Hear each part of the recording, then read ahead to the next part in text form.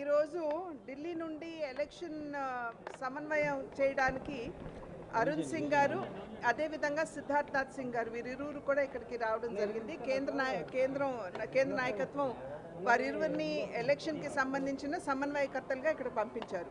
కనుక ఇవాళ ఎవరైతే పార్లమెంట్ అభ్యర్థుల పేర్లు ఖరారయ్యి అనౌన్స్మెంట్ అయిందో ఆ పార్లమెంట్ సభ్యులు మరియు ప్రతి జిల్లా నుండి కూడా జిల్లా అధ్యక్షులు అక్కడ ఉన్నటువంటి ముఖ్య కార్యకర్తలు అందరినీ కూడా పిలవటం జరిగింది.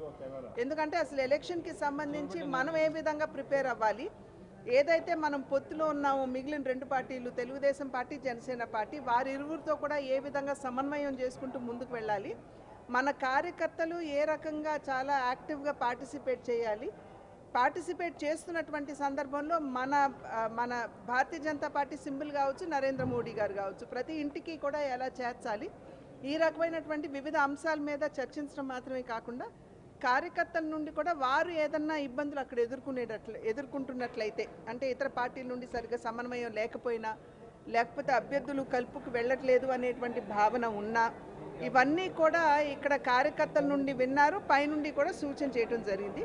త్వరలోనే రాష్ట్ర స్థాయిలో జిల్లా స్థాయిలో అండ్ మా అభ్యర్థుల చోట మండల స్థాయిలో కూడా సమన్వయ కమిటీలు వేసుకోవాలి అని చెప్పి నిర్ణయించడం జరిగింది. ఈ సమన్వయ కమిటీ కేవలం మన పార్టీ వాళ్ళనే కాకుండా ఇతర పార్టీలు కూడా ఒకవేళ మా అభ్యర్థులు అక్కడ ఉన్నట్లయితే కూడా వాళ్ళని కూడా కలుపు వెళ్ళవలసినటువంటి బాధ్యత మా మీద ఉంటుంది. కాబట్టి వారిని కూడా కలుపుకుంటూ ముందుకు వెళ్ళే విధంగా ఈ యొక్క సమన్వయ కమిటీలు వేసుకోవడం, ఎక్కడైతే మా అభ్యర్థులు లేరో మా జిల్లా అధ్యక్షులు ప్రభారీలు ఎవరైతే ఉంటారో వారు ఇతర పార్టీతో సమన్వయం చేసుకుని మా కార్యకర్తలు కలుపుగోలుగా వాళ్ళతో కలిసి ముందుకు వెళ్ళటం. ఏదేమైనప్పటికీ ఖచ్చితంగా విజయమే ప్రధాన లక్ష్యంగా పెట్టుకుని ఈ మూడు పార్టీలు కూడా సమన్వయంతో ఇప్పటికే కింద సమన్వయం జరుగుతుంది. అయినప్పటికీ పకడ్బందీగా ఎలా సమన్వయం చేసుకోవాలనేటువంటి అంశాల మీద చర్చ జరిగింది. అండ్ ఖచ్చితంగా రాబోయే ఎన్నికల్లో విజయమే లక్ష్యంగా ఈ మూడు పార్టీలు కూడా సమన్వయంతో ముందుకు వెళ్తాయని చెప్పి తెలియజేస్తున్నారు.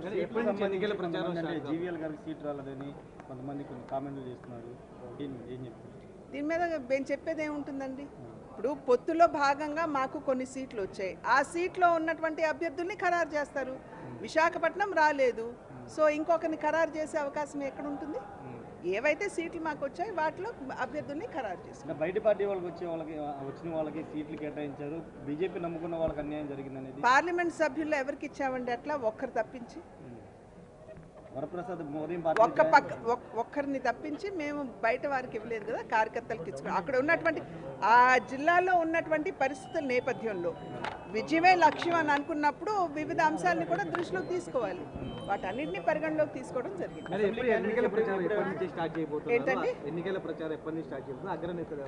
ఆల్రెడీ కింద కార్యకర్తలు ఏదైతే ఇతర పార్టీల్లో క్యాండిడేట్స్గా ప్రకటించబడ్డారో వారు ఆల్రెడీ ఫీల్డ్కి వెళ్ళినటువంటి నేపథ్యంలో ఆ కాన్స్టిట్యువెన్సీస్లో మా కార్యకర్తలు కూడా వారితో పాటుగా ముందుకు వెళ్తున్నారు. సో ఒక రకంగా చెప్పాలంటే ఆల్రెడీ స్టార్ట్ అయిపోయింది.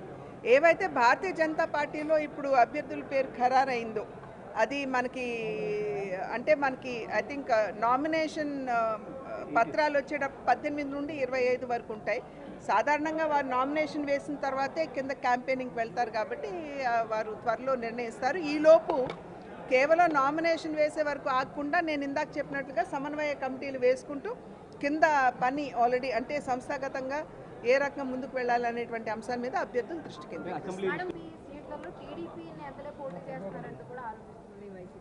ఎక్కడండి పొత్తులో బీజేపీ పోటీ చేసేటటువంటి సీట్లలో బీజేపీ పేరుతో టీడీపీ వాళ్ళే పోటీ చేస్తున్నారని చెప్పి ఆరోపిస్తున్నారు. ఇప్పుడు నేను ఇందాక చెప్పినట్లుగా ఇప్పుడు అనౌన్స్ అయినటువంటి అభ్యర్థుల్లో ఒకరు తప్పించి అందరూ మా పార్టీ గారు. కాబట్టి మేము మా కార్యకర్తల్ని కాదనుకుని వెళ్ళేటువంటి పరిస్థితి లేదు. ఒకవేళ ఆ రకంగా ఏమన్నా డిసిషన్ తీసుకోవాలనుకున్నా కూడా పార్టీలో కార్యకర్తలతో చర్చించిన పిమ్మటే దాని మీద నిర్ణయం అనేది జరుగుతుంది.